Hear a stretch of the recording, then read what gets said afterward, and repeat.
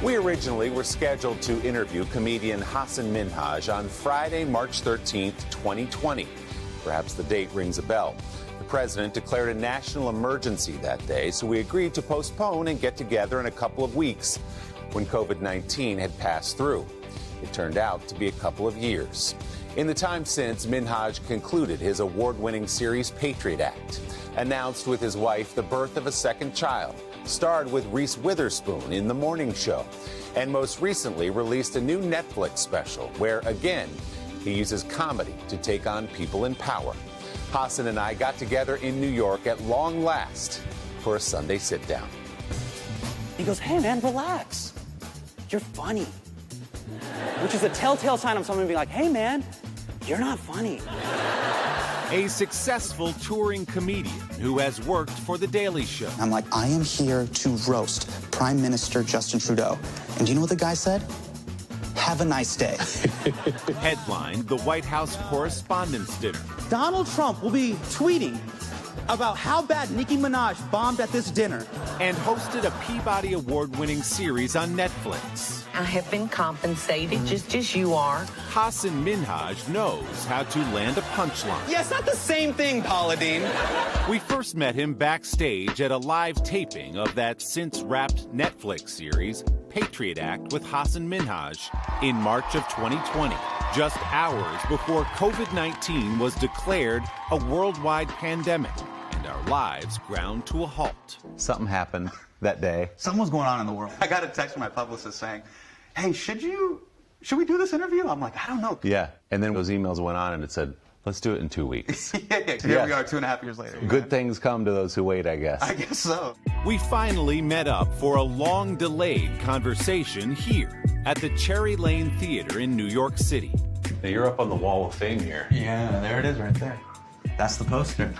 The stage at Cherry Lane is where Minhaj workshopped the theatrical, production-heavy style of stand-up he would debut in his 2017 Netflix stand-up special, Homecoming King.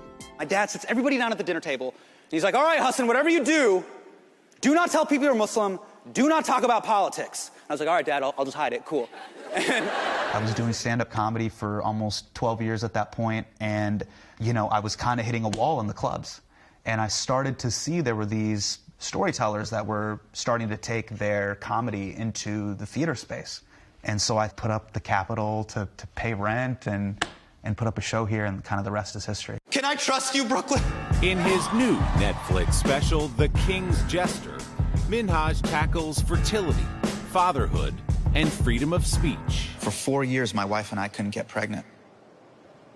And it was my fault. For years, The Secret was killing me, man.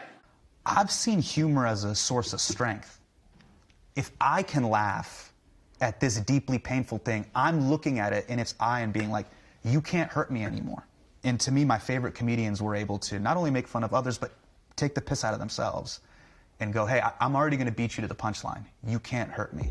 Born in Northern California to Indian immigrants, Minhaj was raised for the first 8 years of his life by his father, while his mother finished medical school in India. I think your dad's rule was what? No friends, no girlfriends. No fun, no friends. You really had no grounding in American popular culture, right? It doesn't have the same love and reverence in my family's home as, say, Bollywood. And I get it. I look at Ranveer Singh and I look at Ryan Gosling. One of them is objectively hotter than the other. Every Bollywood actor is like 6'3". They have an 8-pack. They can dance, sing, flowing hair. Ryan Gosling is so hot. Why does he always look sleepy, though? Now let's slow down. He is hot. I mean, I think we should say that. We should stipulate. Look, he's a different kind of hot. He's a Hollywood 9. He's a Bollywood 3. Wow, that's tough. So you go and start doing a little stand-up while you're in college in San Francisco. You get a taste for it. Ooh, I like this. Oh, yeah. Yeah. And what happens from there? Do you decide at that point, I think this could be a career? I think it was right after I got fired from Office Max. I remember Gary, my manager, called me in. And you know it's always bad when they go, Hasan Minhaj, come to the back, please. Hasan Minhaj, come to the back. You're like, oh, I got to come to the back. So Gary goes, I don't think you were meant to sell printers. I go, Gary, I don't think so either. This was the last resort, getting up on a stage with a mic. Yeah, and if you think about it, we kind of are the bottom rung entertainers. We're barely above magicians and clowns. Of all the Sunday sit-downs, you'd love to sit down with a musician and then an actor. Like a Gosling, let's say. Totally. You know, a normal-looking guy like Gosling. For more, we're joined by senior religious correspondent Hasan Minhaj. Hasan! Thank you for joining us. What's the first break? Is it all the way to The Daily Show? Yeah, the first real break wasn't my Pizza Hut commercial. Pizza Hut's new big pizza sliders are here. Yeah, you get 9 in a box for just $10. $10. 10 bucks. Still getting checks for that. Still getting checks. But it really was the Daily Show. John seeing my tape. That had to be a surreal moment to have him sort of tap you on the shoulder and say, yeah, you're one of us. We like what you do. It was really beautiful, and because a lot of times you have to choose between, is what I'm doing funny or meaningful? And The Daily Show is one of those institutions that is both. Anything on a plane is a weapon to a Muslim, all right? The corner of a Dorito chip can slice a neck. John is such a great guy where he never felt like he owned you. He wanted you to go out and be great. Minhaj left The Daily Show in 2018 to launch Patriot Act with Hasan Minhaj. The show's second episode, a sharp criticism of Saudi Arabia and the killing of journalist Jamal Khashoggi, made waves when the Saudi government asked Netflix to take it down in that country, and Netflix complied. Comedians should push the envelope, but sometimes the envelope pushes back, and there are consequences and repercussions for what you say. And so I had to reevaluate, especially because I got a wife, I got 2 kids. I had to figure out, hey, what's my line now that I have these other things that I deeply care about that are very important to me? And you have to sort of weigh those, don't you? Totally. I mean, when people are like, you're so courageous, I'm like, you know I'm 165 pounds wet. I'm barely filling up these mediums.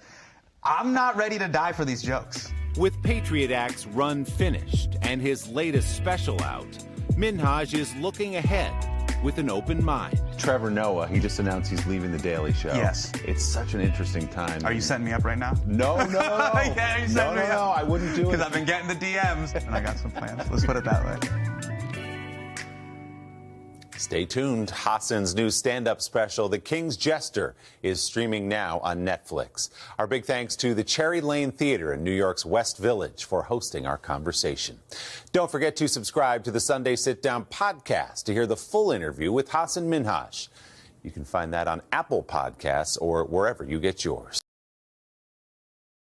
Hey, thanks for watching our YouTube channel. Find your favorite recipes, celebrity interviews, uplifting stories, shop our favorite deals, and so much more with the Today app. Download it now.